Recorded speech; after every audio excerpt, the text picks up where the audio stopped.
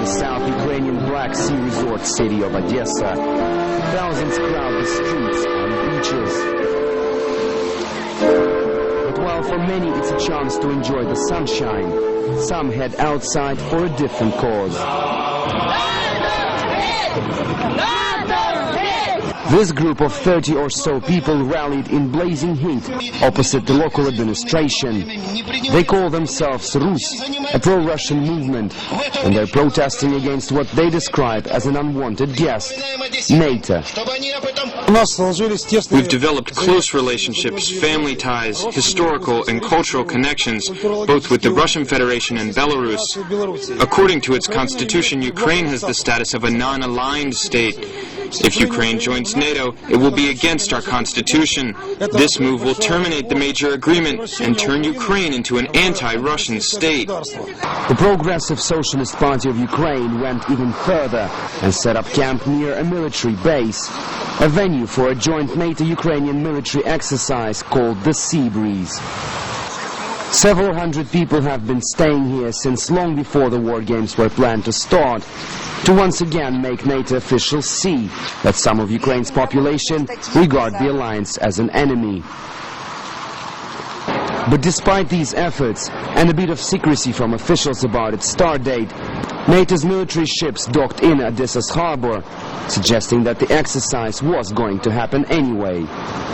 Naval, ground, paratroop and special force personnel from 15 countries came to the city for what is being regarded as one of the biggest events of its kind on the Black Sea coast. All scenarios of conflicts that NATO is practicing in its military exercises are aimed at resolving different local conflicts, not a global war.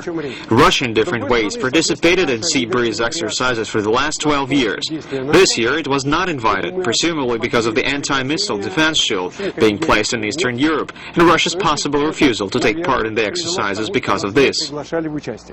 Before 2006, the military exercises were something many had got used to. But 2 years ago, things went wrong. Thousands took to the streets of the Crimean city of Feodosia in mass anti-NATO rallies. The scale of the protest was so huge that it eventually led to the practice being cancelled that year.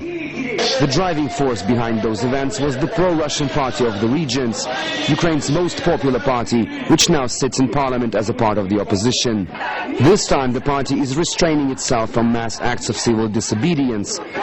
And Vladimir Genik, leader of Odessa's nationalists, which support the government's intention to join the alliance, believes that's enough of a reason for pro-NATO movements not to stage any rallies in response this time.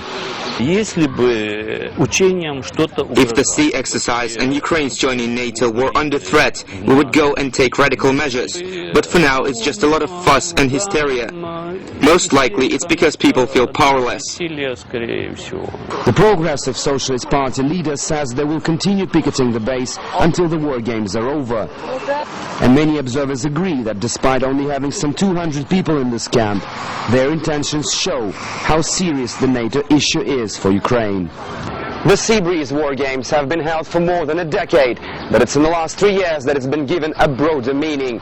Recent different opinion polls suggested that more than half of Ukraine's population would say no to NATO should a referendum on this issue be held. So it might seem as just another exchange of military experience, but it's been turned into another one of the country's disputes, another chance for political forces to reiterate their stances. Alexei Rashevsky, RT.